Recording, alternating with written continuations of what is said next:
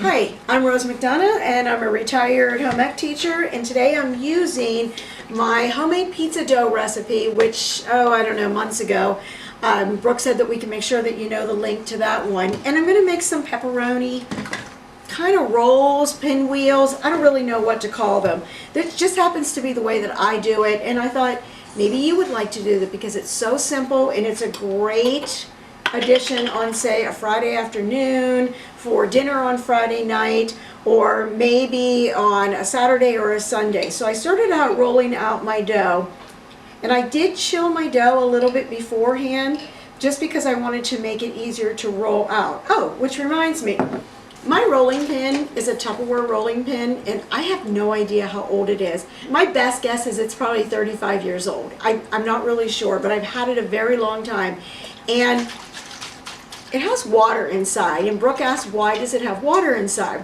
The reason the Tupperware rolling pins were made this way is that so when I'm working on dough that you have to work chilled, I go ahead and I stick this in my freezer for about 15 minutes before I'm going to use it, and then the water is very cold in there and I don't have to worry about my dough sticking to the rolling pin. So that's why that's there. Alright, so I digress. Let me get back to this. So I've rolled this out. I have my silicone underneath here, my silicone, not cutting board, it's a pad under there, and it's not exactly a rectangle. It's the best I can do. That's all I'm going to tell you at this moment. And I might need a little more sauce. You don't have to put sauce on pepperoni rolls. I just happen to like sauce on it. You also don't have to put cheese on it if you don't want to, but I am going to put cheese on today.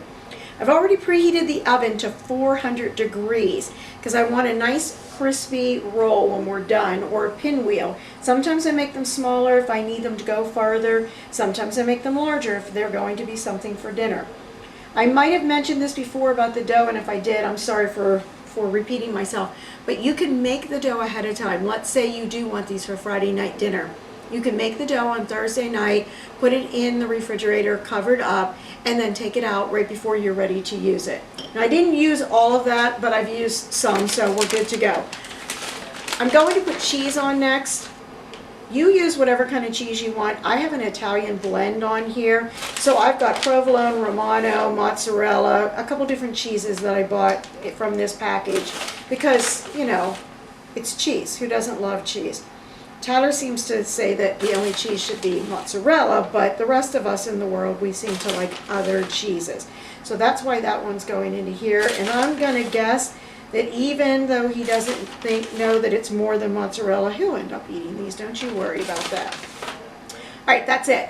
Here is something that I do that not everybody else does. So I went to Giant Eagle and I asked for sandwich pepperoni. Not little round pieces, but sandwich pepperoni, which is the larger ones that you would use to make a sandwich. And I cut them into strips. Obviously, I didn't do one at a time. I did a stack of them. I had a half of an inch of pepperoni, and I just cut 1, 2, 3, so I end up with 4 pieces of it, of each one. Why would you do that? Because again, I want to be able to cut these, and I don't want to be trying to cut through the pepperoni. So I'm going to lay these out. Let me go across here.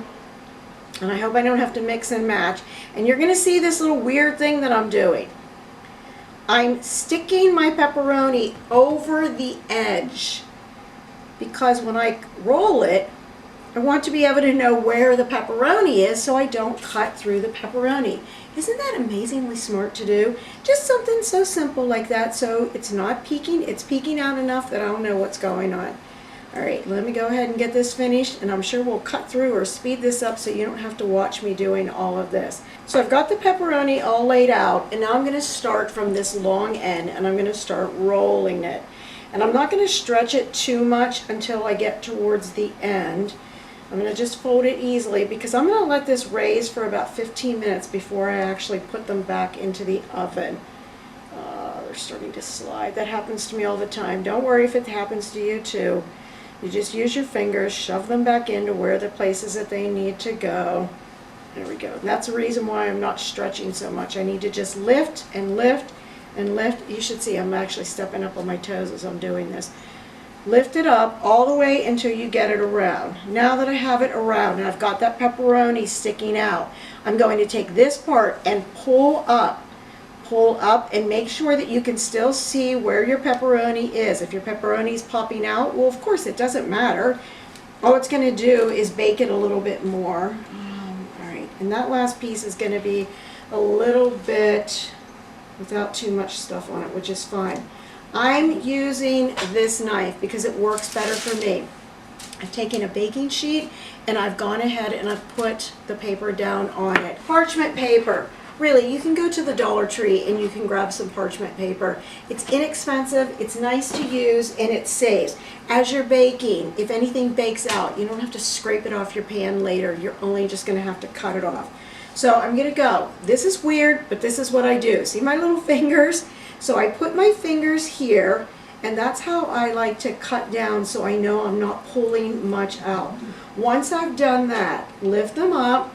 You can lay them down however you want them. You can lay them down on their sides like this. If I'm making them thin, I put them on the pinwheels on their sides. But because I'm not going to make them thin, I've made them nice and large. I'm going to leave them straight up. Some stuff will bake out, but again, it's not going to matter. So I don't say that this is patented, but this is just the weird thing that I do to hold it together as I'm cutting. All right, so again, I'm going to take these, put them on here. I'm going to just let them rest for about 10 to 15 minutes, and then I'm going to put them in my oven for 400 degrees, and I'm going to bake them for actually longer than I do pizza. Pizza I do about 13 minutes. I'm going to do these about 16 to 17 minutes. I'm going to watch to see if they are dry now, which is so nice. Because they are up like this, I'm going to be able to see, are they baking on the inside, or do they look like they're still a little bit, the dough is wet because it's not baked enough. If I need to, I'll put it in for a few more minutes.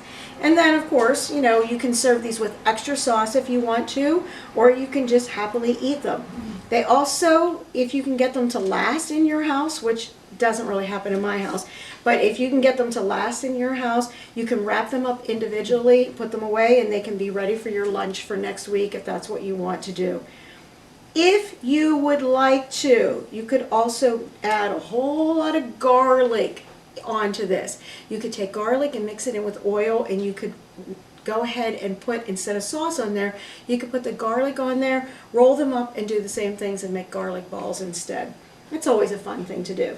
All right, so the next thing you see will be a picture of them coming out of the oven, and then the last thing that you'll see is the empty sheet because they're going to all be eaten. So putting these on here, getting them ready for 15 minutes, and while we're doing that, I may as well, I know this is a short video, but this is something people don't think to do, because I think that I've been told by some people, oh, pepperoni rolls are hard. This is the easiest way to do a pepperoni roll. It is not difficult at all. So anyone, how many minutes have we been doing this? 6, 7 minutes, and I'm completely done, and that's because I'm talking as I'm going along. Okay, they're going to sit, and while that's going on, somewhere along here, there it is, I have my cup. I'm going to pull some names out today and see who I get. All right. Oh, I don't know who this is. His name is Zach. He's a subscriber. So I did some stalking, and you've got a little cute little girl named Isabella on yours that you have saved some videos of who sings. Oh my gosh, so cute. Thank you for somebody I don't even know. Thank you for subscribing. I really appreciate it. And let me see. Oh, Paul Burns. Paul Burns is somebody who went to college at IUP many years ago also. Paul's actually younger than me. And for Paul, if I say the word docs, he will know how funny that is. So for anybody else, please share the videos with other people so that we can teach other people how to do basic cooking and get along and not have to order out pizza every night. Look how quick this is and easy, and you didn't have to wait for Domino's to deliver.